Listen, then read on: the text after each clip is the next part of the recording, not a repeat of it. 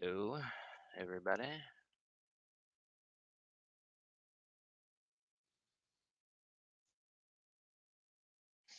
I'm just jumping on early here to let some people filter in, kind of explain what's going on.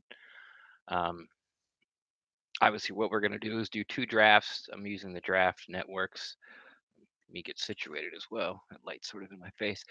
Uh, we're going to do two drafts. One at Oliver at 5, one at Devin White at 5, and this is the real reason why I like Oliver over White because the players that you can get. Uh, because the players that you can get afterwards later in the draft, second, third, fourth, fifth rounds are they fill the holes. And when you start out with a linebacker, uh, doesn't really matter if it's Devin White or Bush. But when you grab your interior linebacker, you're missing out on the interior defensive lineman, the edge, and the really good guards. And I keep saying it, and I keep getting a little pushback. So we're just gonna go through it, and we're going to see how this works. All right. I'm not gonna start to yeah, no linebacker, please. Well, we're gonna take one. Um, I'm gonna minimize this so I can see the draft network, but I can't see the comments. Hmm, how's that gonna work? Hmm, all right. So like 3 minutes ago, should we do you guys want to do white first or do you want to do um Ed Oliver first? Just a 5 round mock. Which one would you rather see? Mhm. The Pirates' life for me.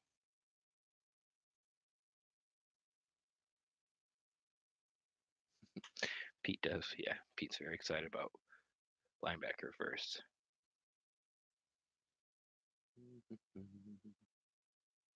All right, let's turn that down. Watching on my phone too. So you guys have any questions? A little short, 3 minute Q&A until we get around to it's gonna be 8:01, 8:02, something like that before we can everybody hear me first off? I feel like, it might be lagging and things like that. So let me know because I can mess around with some things. If White can cover like Luke does like for the Panthers, it would be fine with the pick. Yep. Well, possibly. I mean, and I'll say it's again at the beginning. It's not that I don't think Devin White's a good football player. It's not like I don't think he can help the team, and it's a huge need. But when you sort of play out the draft, I think taking an edge or an interior defensive lineman, and I think Ed Oliver is going to be there almost no matter what at 5, and he's the best for me. That the draft breaks down better for him. I'm gonna try to prove it tonight. I have some coffee. Can somebody tell me if they hear me okay? Everything's good.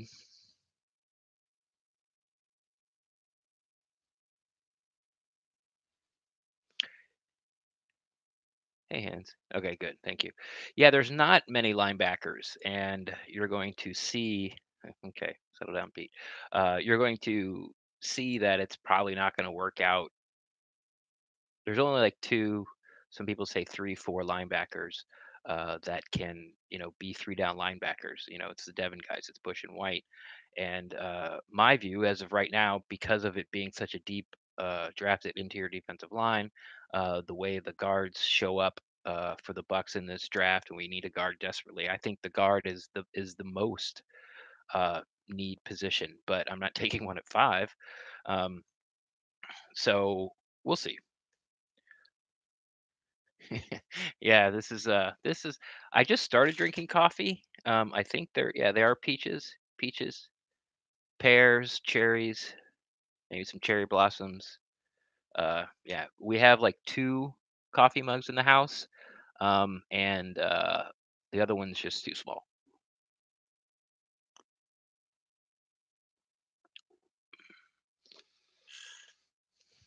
Here we go. Second or third for D line, second O line, first for linebacker. Uh, well, That's what we're gonna find out, Calvin. That's what we're going to do. We're gonna put linebacker at first, and then we're gonna take Ed Oliver at second, and then we're gonna try to fill the needs with your input. But ultimately, I do get the veto vote. Sorry. And then at the end, we'll see which draft we like better or you like better, and then I'll put it out on a Twitter poll, and probably do like a quick draft breakdown. Yeah, no one's a fan of the guards in the top 10 unless they make they're Quentin Williams, like, you know, and there's not. So yeah, so that's what we're gonna do. All right, it's 8:01. I'm gonna wait till like 8:02, 8:03, just to let people get in here and talk a little bit. Do the Bucs draft a running back at some point? If I'm the GM, absolutely not. Because as you'll see how this draft goes, the way it breaks down, there are some running backs in the fourth and fifth, using this draft machine that I really like, but there's other positions we need to fill first. And uh, yes, Chris Lindstrom in the second will probably be my pick, like both times. And I'll explain that when we get there. But you can get a running back in undrafted free agency. I've done enough of these draft trackers where there's guys that I like. Homer out of Miami, no one's talking about because he's like RB 15, RB 16. Um, you know, Bryce Love, who was a Heisman hopeful, blew his knee out at Stanford. He's not getting drafted at all. Like there's some guys you can find to fill out the roster, but I really think it's a ride or die with Peyton Barber this year. And we got to see what Rojo has. I mean, he's a second round draft pick. You got to let him touch the ball. And so I think that's kind of what we're doing. And then Andre Elliting in that Quiz Rogers third down, knows the offense, can catch the ball out of the backfield in a pinch. If people go down, it's they don't. If somebody goes down like Barbara Rojo, and when they spell backs throughout the game, having something like Ellington, you don't have to teach the offense to. It's like you hope you never have to play him, but if you do, you don't have to coach him because you already know what you got. Yeah, sorry, Alan. I'm not taking any running backs. I will not be taking any running backs, even though it has the more I do these, I keep seeing like Sanders from Penn State like in the fourth, and I'm like, do I want to do that or do I want to double up on defensive line? It's kind of a thing. All right, so everyone vote in there in the chat. Do you want to do see Devin White go first in the first mock, or do you want to see Ed Oliver go first? Got one vote for White.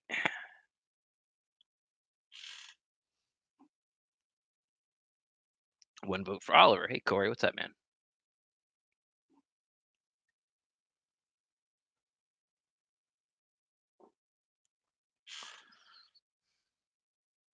All right. All right. So no one's really voting on it. So I'm making an executive decision. I'm going with White. We're gonna go with White. So let me reduce that. I've got this all set up. I got 5 rounds. I'm gonna go slow. And I'm starting the drafts. And I will do the best I can to sort of keep you informed about who's getting drafted, where, and what. Uh, there might be a delay as far as me now talking to you, but I've got the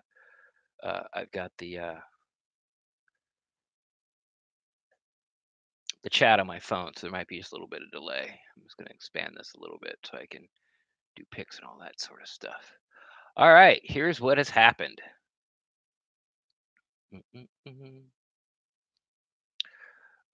Nick Bosa went first. Josh Allen went second. Quentin Williams went third. Rashawn Gary went fourth. That leaves me Kyler Murray, Juwan Taylor, Devin White, which I will be taking. That's all we really need is for those 2 guys not to be drafted at 5 in both of these. So I'm taking Devin White. All right. Now it's going to go slow through the draft selections. Lenny Moore, Williams, and Oliver got to be picked. No trade down. I can't do trades. I mean, I'd love to be able to do trades. I think it's a high possibility that the Buccaneers do trade down. But I just can't just make it up and with this draft machine, it's just too hard. So We're just gonna do no trades and how it works out. Yes, I'm using perspective rankings. Yes,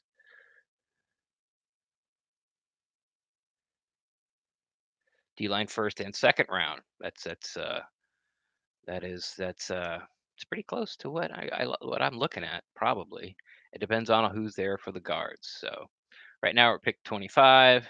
DeAndre Baker's gone. Joshua Jacobs, the running back for Alabama, gone. There goes Tillery, someone who's been, guys been banging the drum. You can get Tillery in the second. Jeffrey Simmons won't even play next year. He's gone.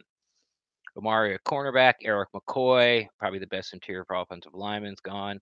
There goes Mac Wilson, the third best linebacker. He's done. Oh, Lindstrom just went at 33. Cardinals, grr. Justin Lane's gone. There goes Miles Sanders. Wow, these are really changing up from the ones I've been doing. All right, here we go. This is what I've got. How do I? There we go. All right. I've got Drew Lock, Daniel Jones, not going. I've got Farrell from Clemson, the edge. Dalton Reisner, he's there, Kansas State. Dexter Lawrence, interior defensive lineman from Clemson. Uh, then I got Rocky Sin, Greg Little, offensive tackle, Mississippi. Some more tight ends, some safeties, some cornerbacks. I'm not taking corners or safeties, and here's why. It's because that there's been a lot of draft capital that's been spent by Jason Light, early draft capital in the secondary. And why are we going to draft another rookie? Because I understand the theory of, don't be afraid to draft great players to replace your good players, but there are no great corners and safeties that are better than what we have. Like there's really not. Um, you got a first round, draft capital in Hargraves. You got a second round in um, Carlton Davis. You got a second round in MJ Stewart, who's now a safety. You got a second round in Justin Evans, safety. You got a third round in Whitehead. So you've got five guys that have been picked in the third round in the handful of years, all still on rookie contracts, and it's time for them to see if they can do it. Like you don't need to draft corners or safeties this year. It's just not going to happen. All right, let me read some of these. Play reaction. Real talk, we don't love the draft network, but first pick.com does trade offers and stuff. I kind of like it more. Okay, I'll check that out. Calvin wants Farrell or Ferry. I'm not really sure. He does his name. So Allen's looking at Simmons. I think Simmons is gone. Chris Lindstrom, he's gone. Sealan Farrell, I think he's gone. Is he gone?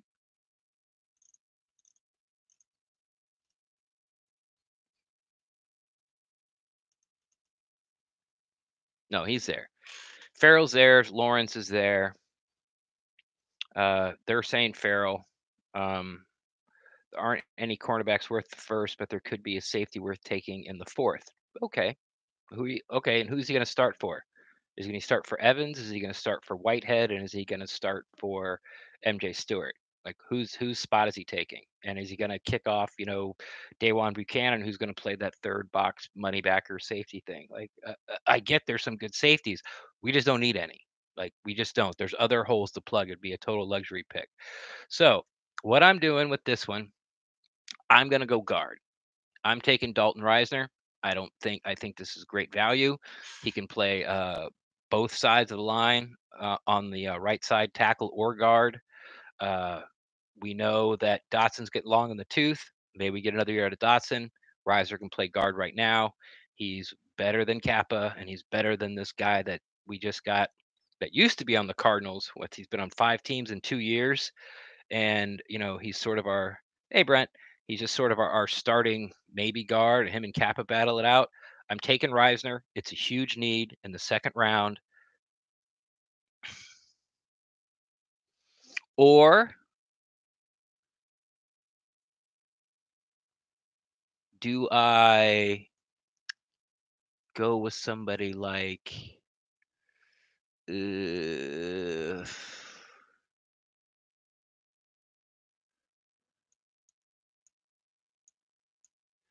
So I guess it's between Reisner or Farrell, isn't it? Or Dexter Lawrence. Here's the thing. The difference between Reisner and the guards I'm going to get in the third, to me, is too huge of a drop off than sort of like a Dexter Lawrence or some interior defensive guys that I could get in the third. So I'm going with Reisner. And it's a little bit to kind of prove my point too. So, oops, did I get him? Did I draft him? I did. Okay. So Reisner's now drafted for me. Calling now the Bucs trade down. They could, but once again, can't do drafts in this machine, which is fine. Now, this is just sort of to show you the first 5 rounds, the difference between taking Devin White at 1 and taking Ed Oliver at 1, and seeing the quality of players you get to fill in big needs. I just think you get a better draft with taking Ed Oliver.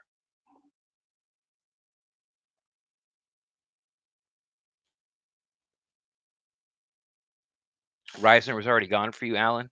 Was Lindstrom there?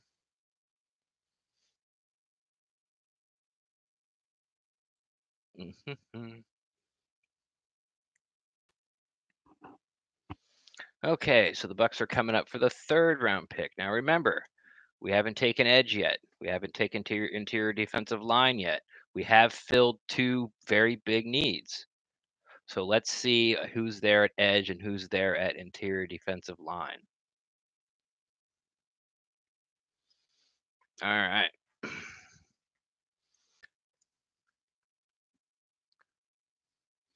I'm going to look at interior defensive line first.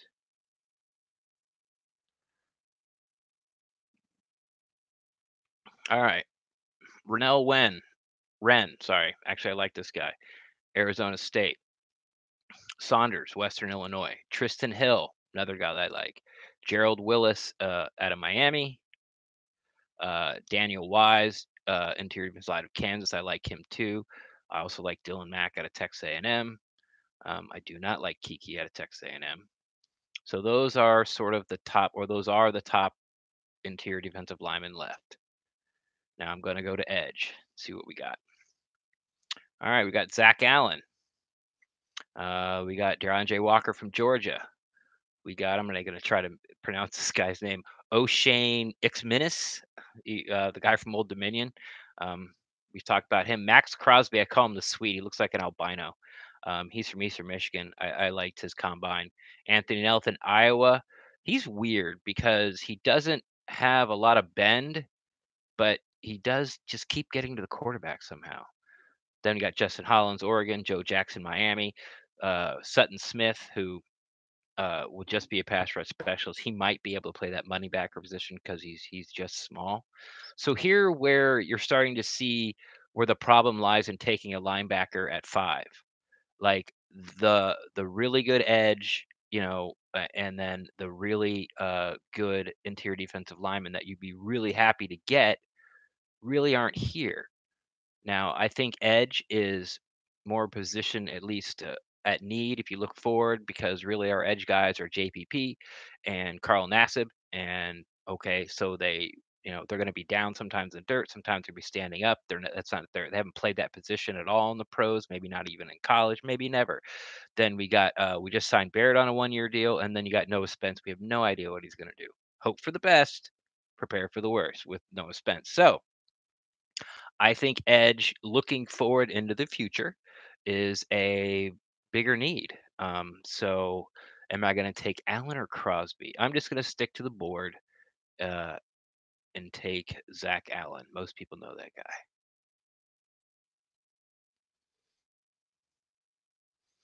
All right. So you're starting to see, the guys that you can get at the interior defensive line, the edge guys that you can get in 1 and 2, or 1, 2, and 3 with throwing a guard in there.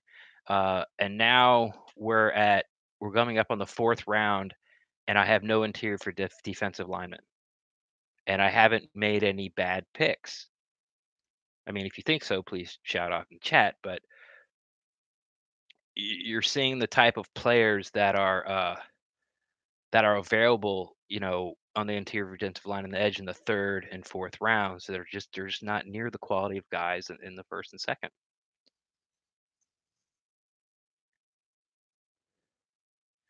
Just reading some of the comments here. Let's start.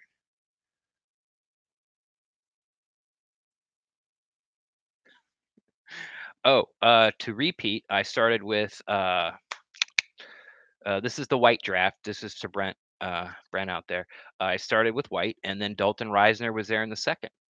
I had to take him. Huge need at guard. He can play guard and tackle. Dotson's not getting any younger. Had to grab like a really good guard slash tackle. He's a first round talent. He fell to the second.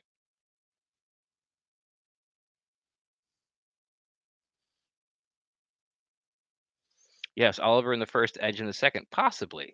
That's why we'll be doing that draft next. All right. Now, I haven't got interior offensive line yet. Or interior defensive line, excuse me. So, fourth round. I got to do it. Who we got? We got Gerald Willis, Miami, Daniel Wise, Kansas, Matt Kuechly. So only a couple of guys in that previous round went. Going a little further down, Russell from Auburn, who's pretty much just a run stuffer. Beckner from Missouri, Chris Slayton from Syracuse. I'm going to go down and see if there's a sleeper down here that I like. You got DeMarcus Christmas from Florida State.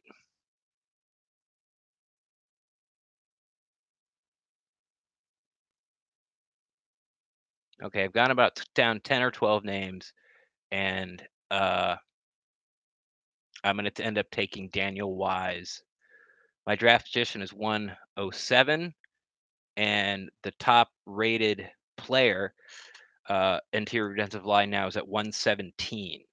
Now this isn't exact, so I'm not going to say I'm reaching or anything, but basically I got pick 107, and according to this big board, I'm taking the 122nd interior defensive lineman. Okay. Have I done anything crazy? Have I done anything wrong? Have I done anything that's just really really stupid?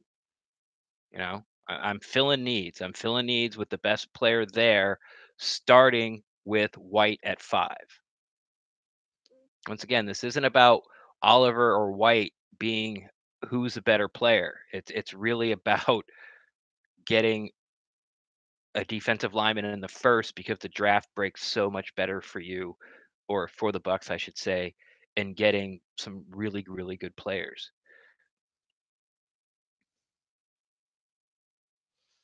All right, so clicking through the fourth round here.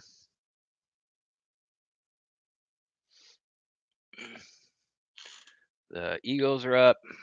Cowboys are coming. I can't even see us on the little board yet.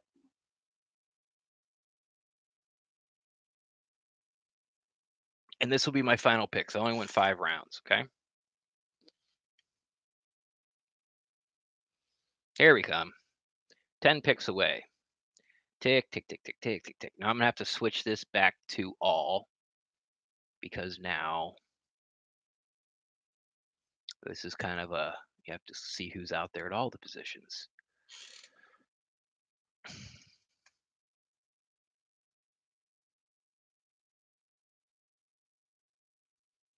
We're reaching for a specific position. All right. I'll explain that. I think these are where the needs are. You know, let's go through it. We're not taking a quarterback in any of those spots. We're not taking a tight end in any of those spots. We're not taking a wide receiver in any of those spots. Hey, Brandon. I already went over why we're not going to take corner and why we're not going to take safety, because there's lots of draft capital, early draft capital invested in those guys. So whatever is left, I mean, those are positions that are left. There's linebacker, which I haven't gotten. Well, I got to linebacker. So there's linebacker, interior linebacker. There's edge or interior defensive lineman, and there's guard. Like, if those aren't your 4 top needs, like, please, explain. I don't think we're reaching for specific positions. We went linebacker, and I have taken best player available, in my opinion, at positions of need. You know, if you think that I'm lying, tell me. All right, now fourth. These are all the guys that are left. It's all top heavy with wide receivers and running backs. This is where I'm kind of sometimes I'm like, I could take a running back here. Uh, Demarcus Lodge, wide receivers. It's like wide receiver, running back. These are all the guys that are like the top 10, top 15. Running back, running back. I've clicked down like 20 guys and I haven't seen anybody. All right. So I've gone down about 25 guys, and the first non-running back wide receiver that's ranked on the big board is Joe Jackson edge. Okay. I don't need an edge. All right. Interior defensive lineman, took one. Tight end, not taking one. Cornerback, maybe. Quarterback, no. Linebacker. All right, here we go. So let's just switch to linebacker and see what we got. Oh wait, I already got. This is not the wrong one. I already got linebacker. All right, so where should we go here? I would, if it was me, I would look at offensive tackles.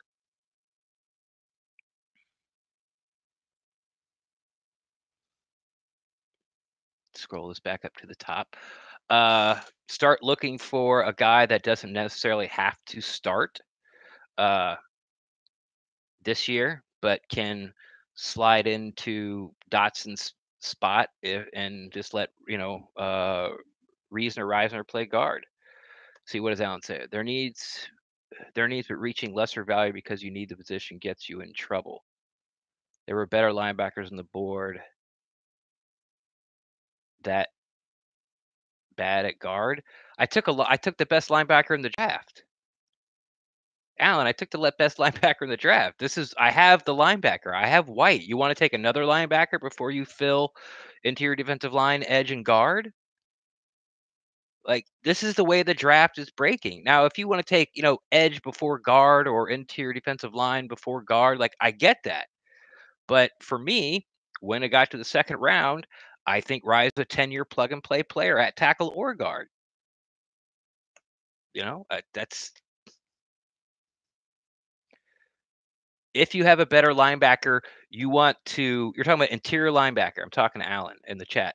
So you would rather take an interior linebacker that's not going to start in front of Levante David or uh, Devin White in the second, third, or fourth round because he's a better talent that you have him higher on your big board.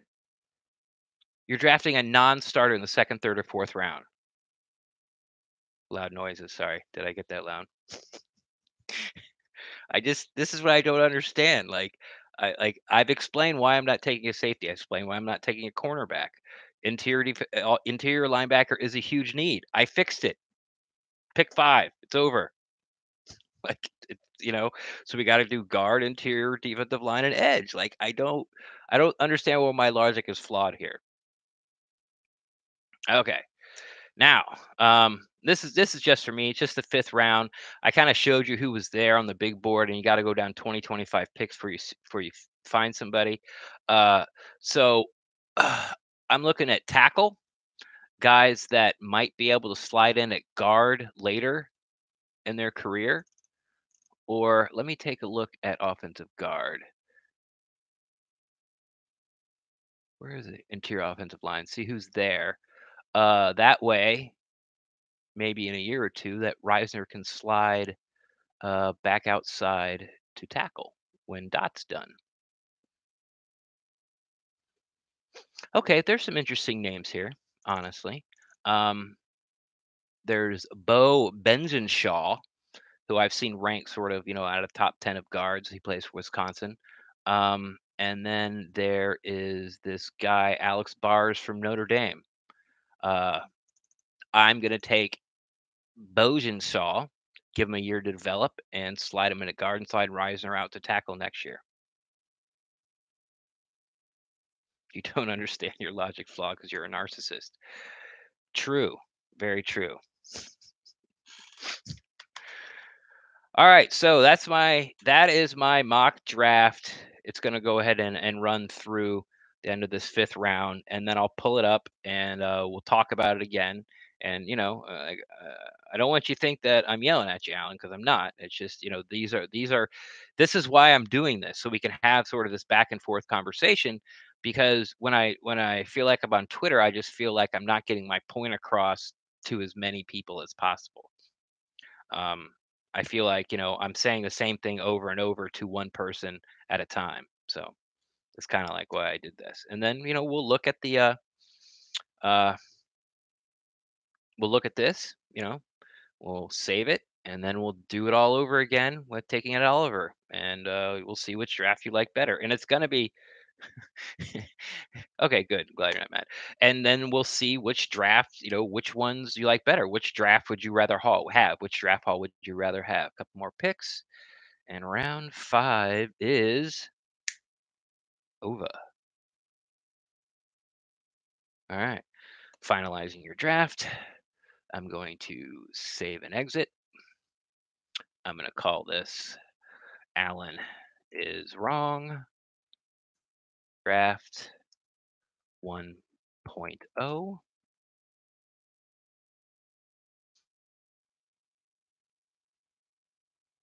I'd like to view my draft.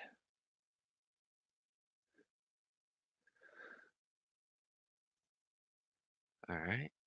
And now pick up, show my picks only. And this is what I got. And we'll do a quick discussion. If you have any of these picks that you feel were wrong, or I should have taken someone else at that spot, uh, you know, we'll talk about it. This is what I got. I got when you take Devin White, linebacker, LSU, with the terrible need at guard.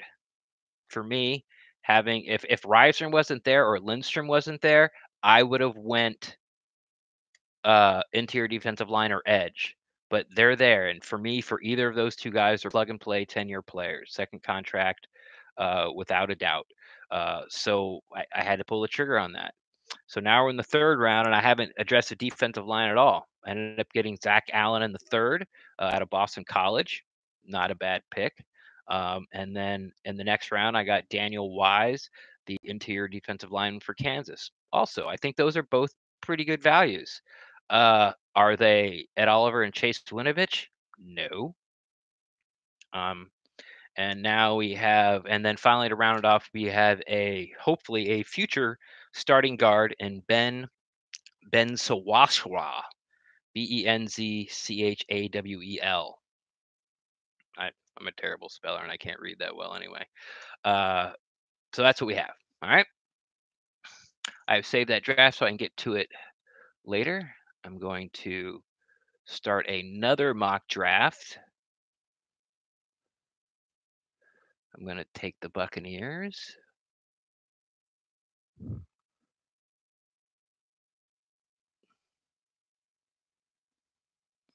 Doing 5 rounds, predictive big board. Draft speed slow so we can talk. And I'm going to be back in just a second. Sorry. I think I left the stove on. Honestly, I think I left the stove on.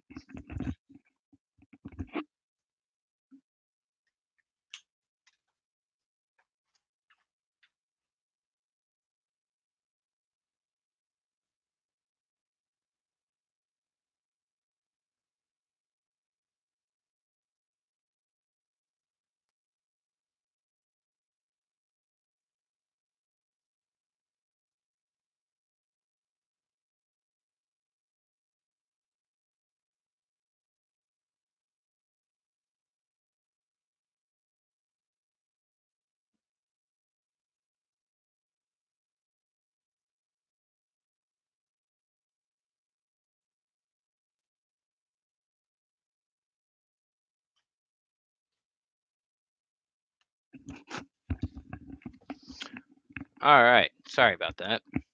I did not leave the stove on, so yay for me. Checkpoint for responsibility. All right, starting the draft. 5 rounds. Here we go. All I need is Ed Oliver not to be drafted. So I just want to see how it went. Nick Bosa, Josh Allen, Quentin Williams, and Devin White. Okay, well, there you go. All right, so I'm taking Ed Oliver. Boom. If you want to take in like, if okay, all right, funny, narcissistic bull crap. All right, so if you want to make the argument you want to take edge at 5 instead of an interior defensive lineman, or if you want to take a different interior defensive lineman at 5, like that's fine. That's not really what this exercise is about. This exercise is about showing how the draft breaks down when you take a linebacker in the first.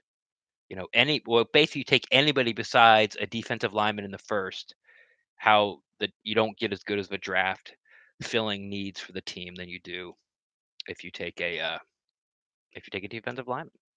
It doesn't matter who it is. Could be a cornerback, could be a tackle, could be a safety.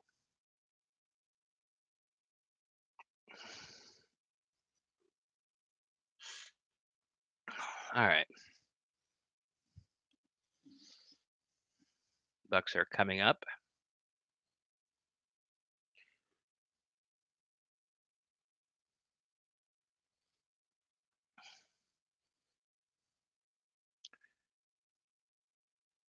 Cornerbacks going early in the second. All right, so here we got Daniel Jones, Jonathan Abraham, safety, Marquise Brown, wide receiver. Now we've got Jeffrey Simmons, the guy from Mississippi State, who possibly would be in the Quentin Williams, Ed Oliver sort of tier at the interior defensive lineman. We already took an interior defensive lineman, but hey, look who's sitting right there at number 40, another plug and play guard. The guy from Boston College would be my preferred guard pick, Chris Lindstrom. So there we go. We're taking that guy.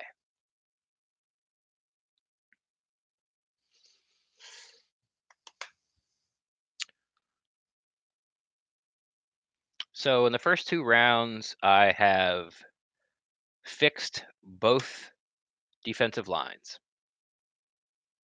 You're welcome.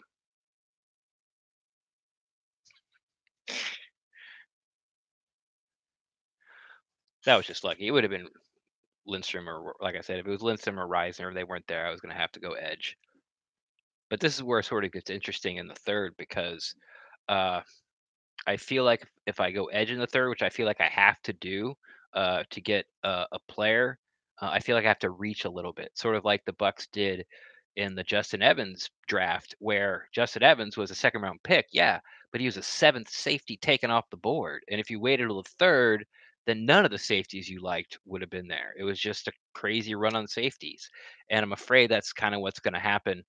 Like the top 10, top 15, Burns will be gone. Sweat will be gone, Bosa will be gone, Josh Allen will be gone, and then people are going to start pick up. But then like the bottom of the first and the second, like probably mid second, that's when like the tier 2 edges are going to start to go.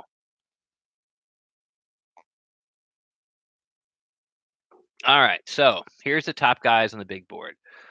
Isabella, wide receiver. Mac Wilson, linebacker. Tempting, because we do need a linebacker. The problem with Mac Wilson is he's not very good against the run. He's more of a coverage linebacker. He would be a great money backer. But we've had a draft expert on the show, Ben Solak from the Draft Network on, and it's just a huge drop off. And Mac Wilson is probably the 3rd best linebacker in the draft. There's just a huge drop off. So I have to see who's there at edge, and I have to decide if because these are both positions of need. I have to decide who's the better player, Mac Wilson or whoever the edge is I'm looking at. Now, interesting enough, Mac Wilson went in the first last time I did this. All right, so the first edge is Christian Miller, Alabama. I've seen him mocked to us. Oh, but hey, you know what? The draft broke for me. I'm sorry, everybody. Ja'Kai Polite from Florida's here. He's a first round talent. We know that he put on bad weight at the combine, had a bad combine, or had half of a bad combine, said his leg hurt. So he pulled out of that, had terrible interviews, had terrible podium, talked about the podium, how he had terrible interviews. Then he came around on his pro day and basically said all the right things. That's my bad. Uh, I think he said I wasn't really prepared for it, which is kind of weird to me. But if you look at all the Georgia players, not that he's a Georgia player, but it didn't seem like any of the Georgia players were prepared for it. I just don't think he took it as serious, and hopefully he realized it now. But Ja'Kai Polite is a first round talent, mid first round, late first round talent. I'm sitting here in the third round. He's staring me in the face. He's an edge rusher, position of need. I like him better than Mac. I'm taking him.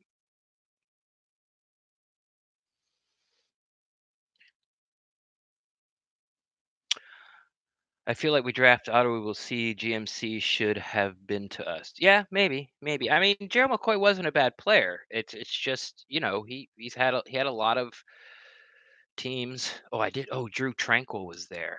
Ugh, at linebacker, who I did like. I could have taken him in the third, but with Jack played, I still could have gone away from that. Henderson, running back from Memphis. Okay, I'm not taking a running back. Now that I'm drinking coffee, I need a Bucks mug. Yeah, I'm not a swag guy. Like I don't have a lot of Bucks stuff. The stuff I do have has been given to me, like by the Buccaneers for showing up at events and training camps and stuff. It's just I don't know. It's just not my thing. But I definitely do need a better mug than than pears, peaches, strawberries, grapes, and cherries. Yeah, this is pretty bad, but it's the biggest one there is. Hey, look, Alan and I agree on something. We both like polite. All right, so the third round's ended up. Start of the fourth,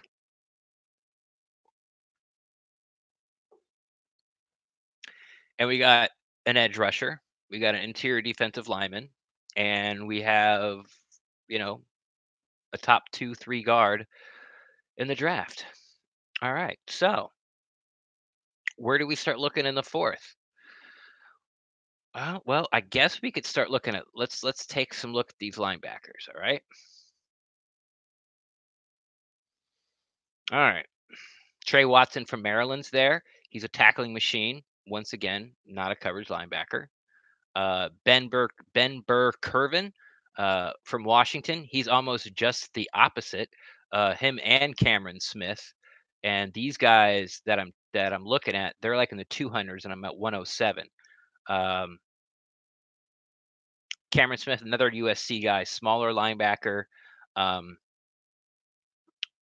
can't hold up against the run like uh, series after series, game after game, year after year. They're just a little too small. They're space linebackers, which you need, which what we call now, at least Todd Bowles says, they call money backers. Now there is Davis at 213, but I'm picking at 1 at 7. Sean Davis is a very good run stuffing, like he just makes tackles. That's all he does. Is he makes tackles.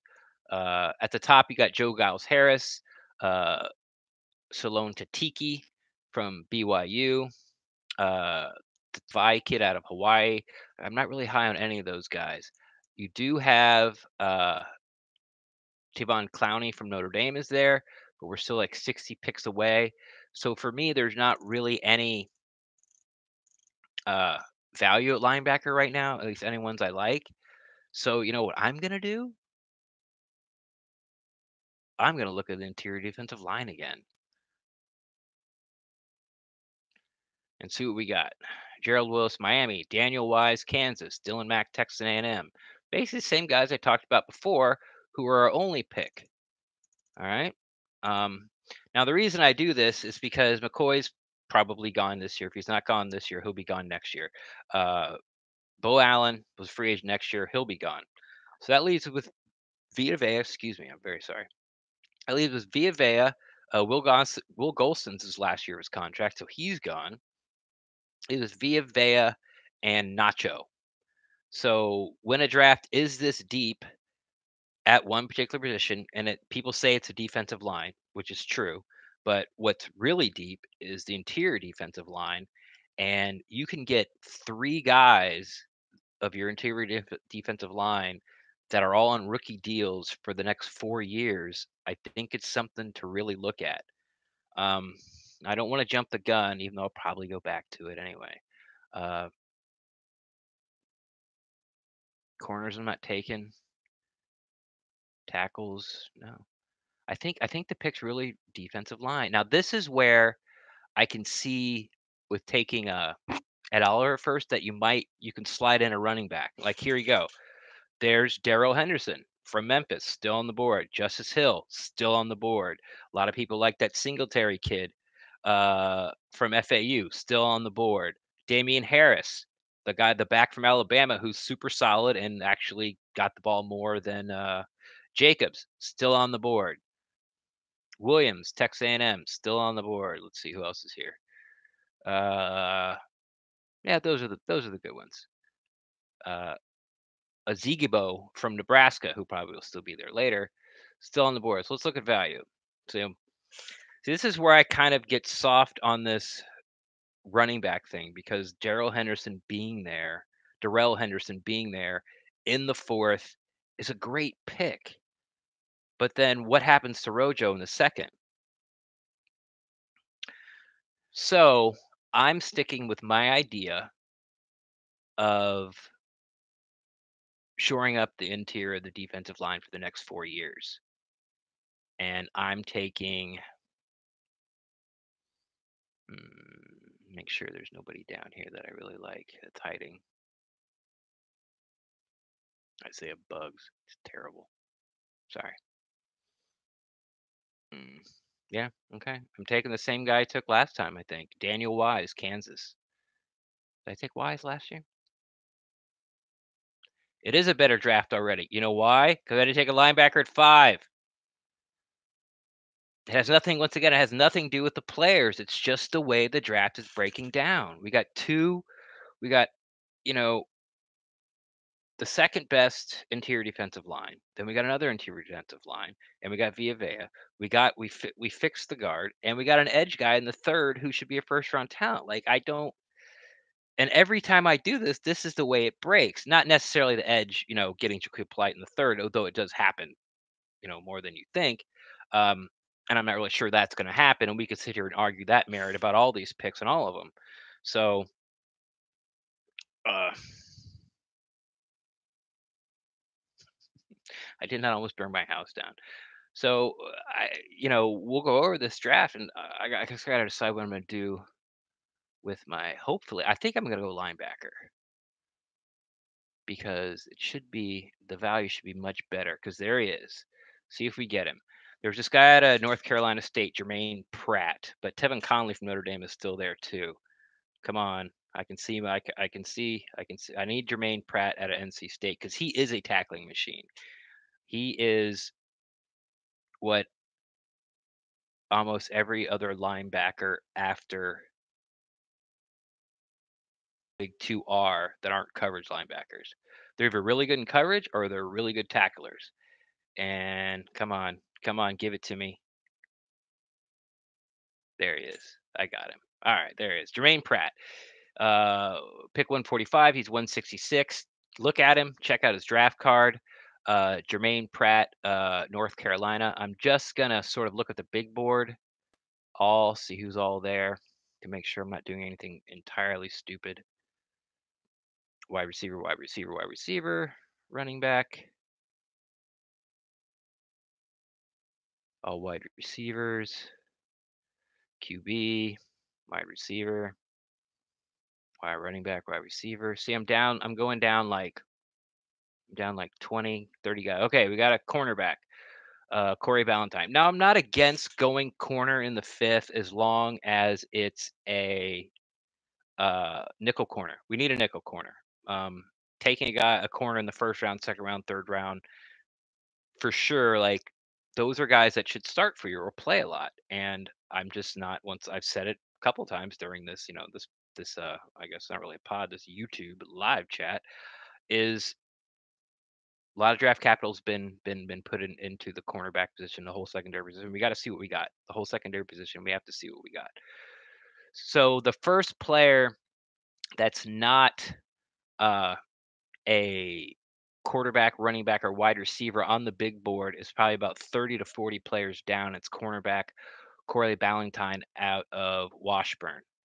Then there's the safety. We're back to quarterback. Tight end, not taking that. Linebacker, Jeremy Pratt. Boom. Yeah, I'm going to take him. Mike Weber, Ohio State. Running backs there. Weber. Another safety from Kentucky. Yeah, that's, you know what? I'm just going to quit looking. We're going to end this.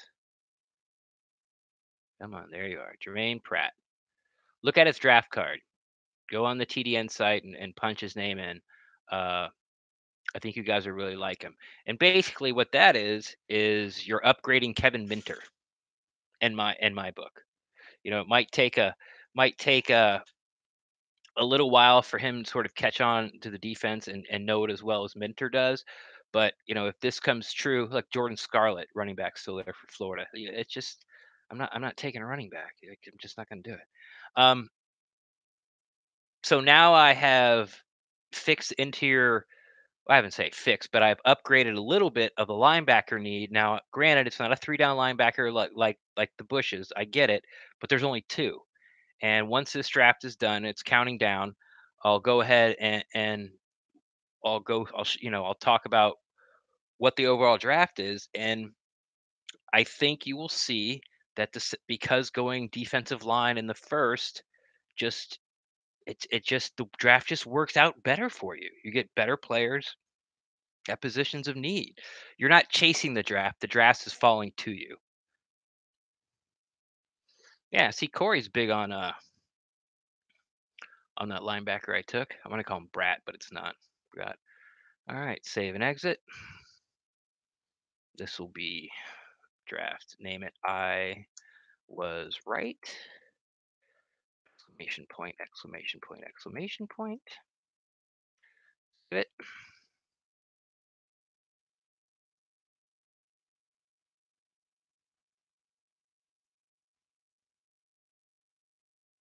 Oh, and that's another thing. Thanks for bringing that up, Alan. Alan in the chat said it will also help us release McCoy to give us much needed cap relief. Exactly. So, Brent talked about this last night that, and I 100% agree with him that we're not going to do anything with McCoy until we have to, which means until he gets a replacement at Oliver, uh, or, it's time to sign these draft picks. Uh, that might be we just might have to release McCoy of that just to sign our guys. So here's the thing. Our draft picks are going to cost between $9 and $12 million to sign. We have about $1.5 million right now. I wonder what we can do.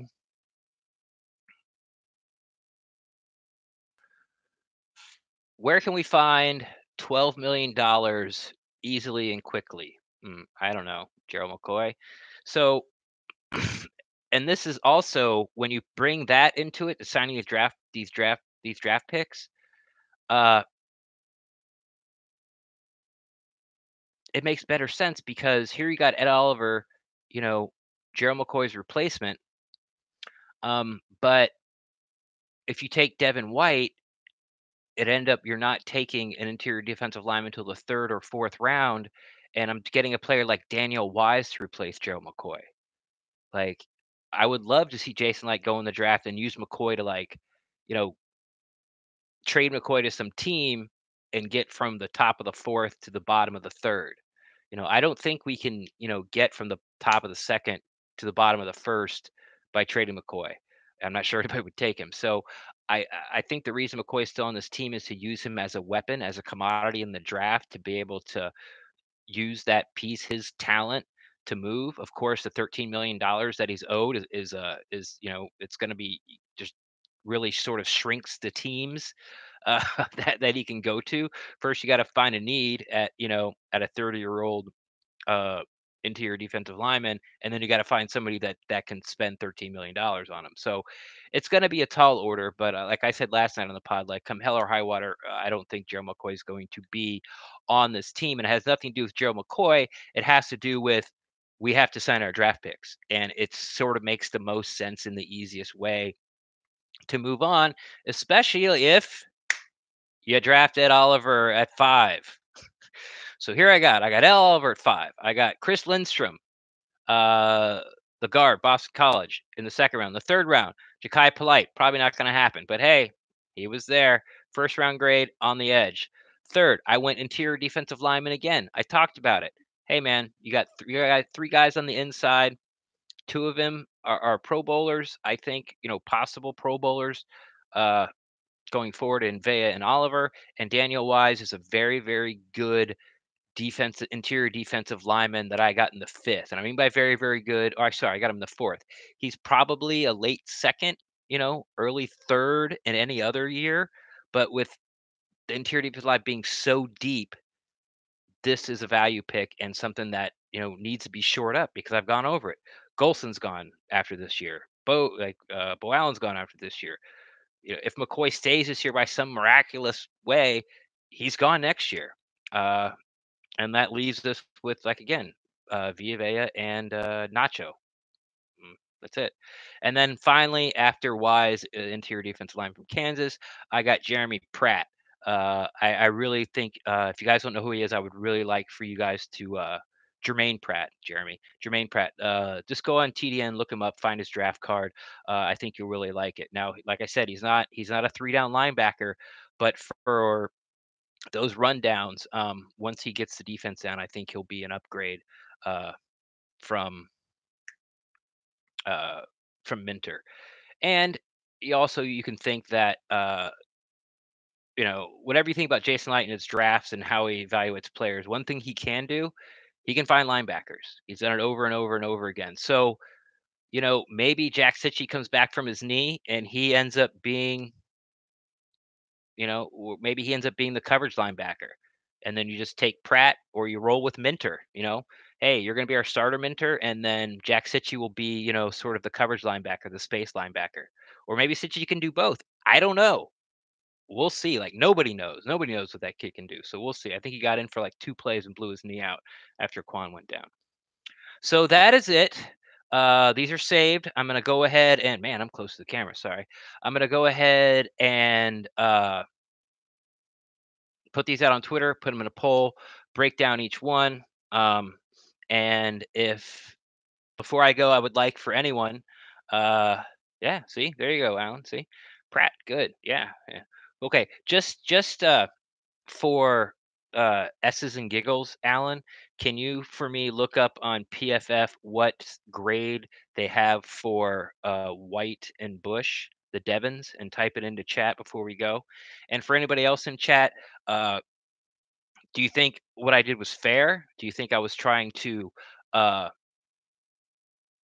skew the draft in my favor because obviously I'm pro Ed Oliver or pro defensive lineman at 5? If so, please feel free to go ahead and type it, or you can at me on Twitter. But as I hope Alan is doing that for us and looking that up. And I guess just to finish off, I think defensive line, edge or interior defensive line is more important position than linebacker. I get that if you take Bush has got an 85, White's got a 90, and Pratt's got a 90. Huh. Is that overall grade or coverage grade or run grade? I guess that's overall. Wow. Hmm. So, hmm, I don't think Jermaine Pratt's going to be last until the 5th, but we'll see. I mean, we'll see. And this is kind of why we do it, and it's kind of like where I really like this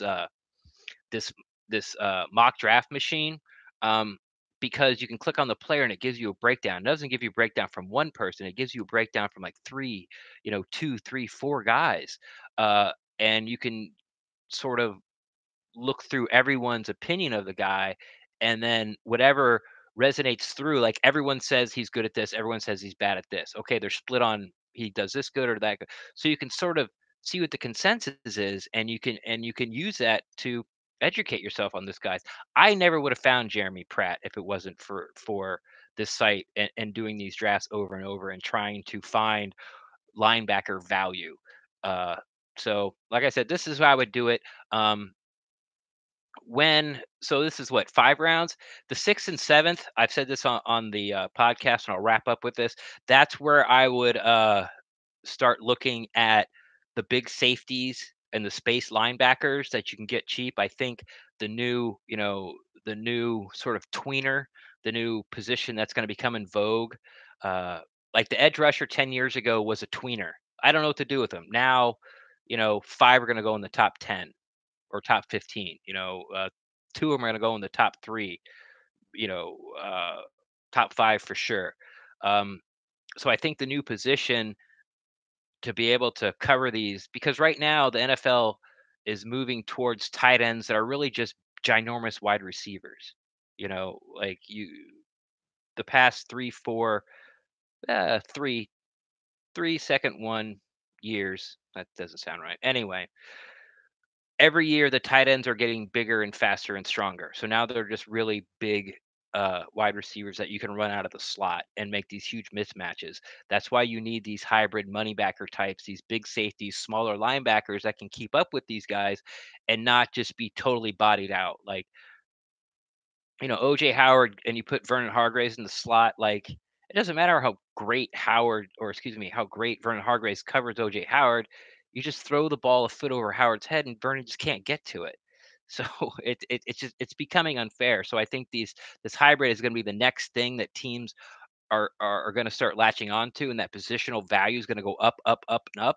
So this year, get in early where these guys are like, oh, he's too small to play linebacker. Oh, he's too big and slow to play safety.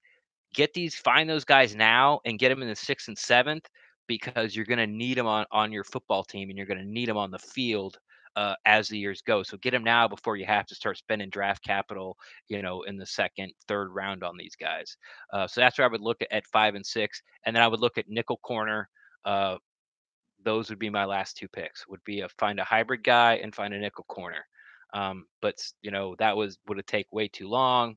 And I'm not really I haven't really decided on my hybrid guys yet. I got three or four of each that I'm still sort of figuring out, and the nickel corner's a couple guys I like. The guys out of the kid out of James Madison, and the guy out of Northwestern are both. I think one's Hardage and one's another Hart something, or some guys that I like.